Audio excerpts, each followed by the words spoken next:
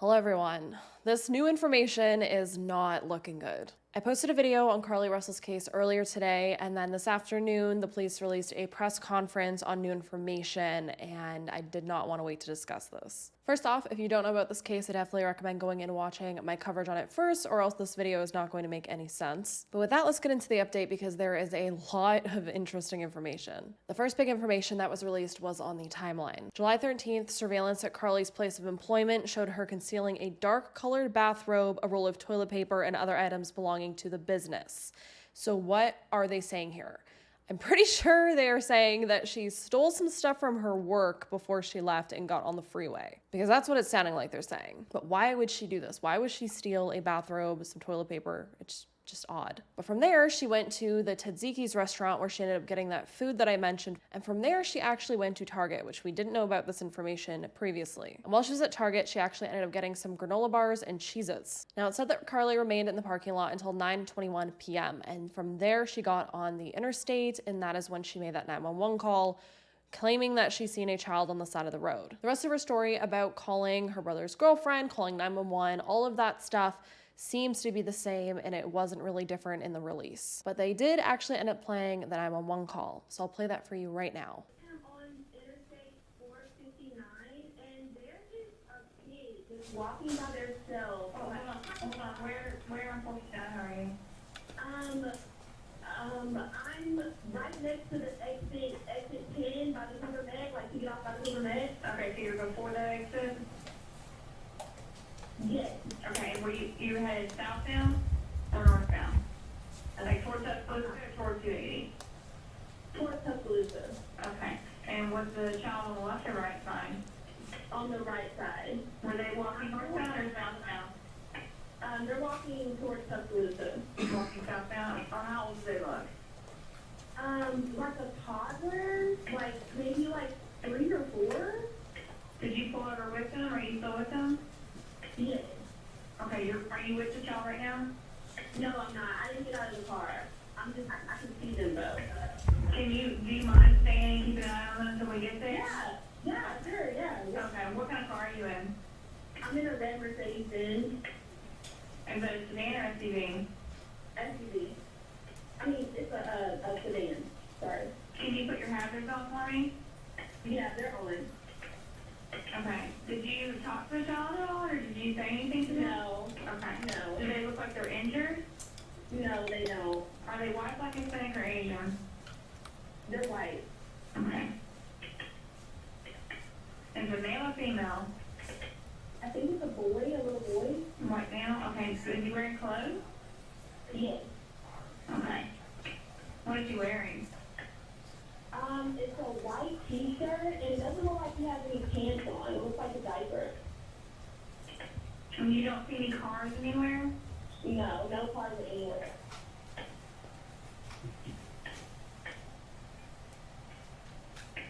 Okay. All right. What's your name?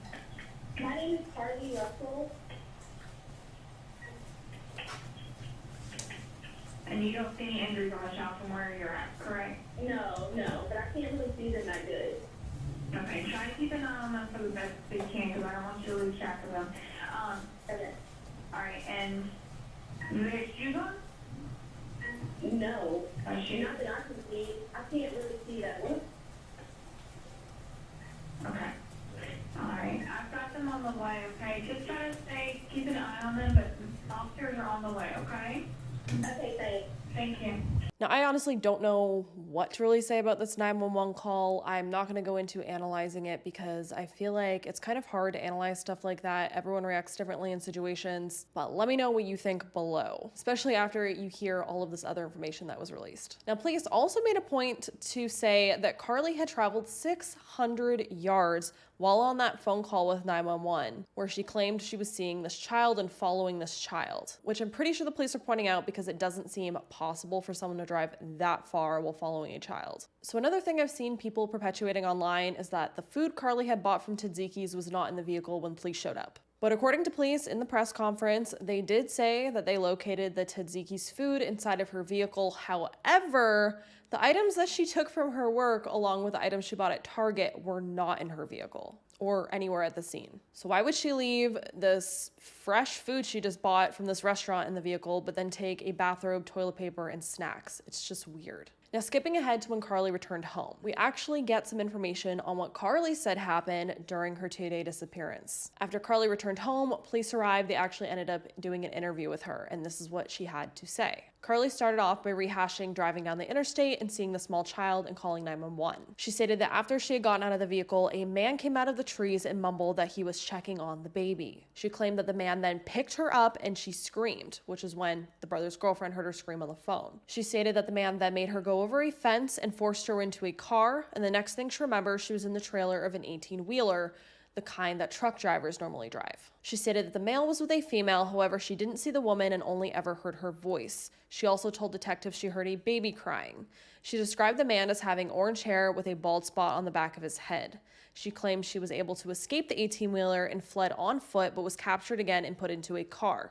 She was then blindfolded, but was not tied up because the man said he did not want to leave impressions on her wrists. The man then took her to a house where she was forced to undress and pictures were taken of her. She does not remember having any physical or sexual contact. The next day she woke up and was fed cheese crackers by the female who also played with her hair. She could not remember anything else, and at some point she was put back in a vehicle and was able to escape when it was in the West Hoover area. She told detectives she ran through a lot of wooded area until she came out near her residence. The officers would also note that during this interview, Carlee had a small injury on her lip, a tear in her shirt. She also claimed her head was hurting. Officers also noted $107 cash located in Carlee's right sock, which is a really weird detail. Now that's a lot to take in, like a lot. And honestly, I don't know what to say. The next bit of information really does sway this all towards possibly being more of a hoax. Because when police ended up searching Carlee's phone that was found at the scene, some really fishy things were found in her search history. On July 11th at 7:30 a.m., she searched, "Do you have to pay for an Amber Alert?" On July 13th at 1:03 a.m., which was the day of her disappearance, the search, "How to take money from a register without being caught," was made. At 2:13 a.m., Birmingham bus station was searched. At 2:35 a.m., one-way bus ticket from Birmingham to Nashville with a departure date of July 13th was searched. At 12:10 p.m., Carlee searched the movie Taken, which is a movie about a man's daughter being kidnapped. Later that day at work, Carlee searched about Amber Alerts again on her work computer, looking up the max age of an Amber Alert. Now, police also stated that there were other searches conducted that day that kind of shed more light on Carlee's mindset, but they don't want to release those searches, and who knows what those searches were on, but it seems really sketchy. I really wanted to give Carlee the benefit of the doubt because we hear about cases like this happening. Not this case in specific with these specific details, but we hear of these cases happening. And again, you don't ever want to not believe someone who's claiming to have survived something so horrific. But it seems really hard to give Carlee the benefit of the doubt at this moment now, considering all of this stuff. Could it all just be a coincidence that she searched all of this stuff and then went missing?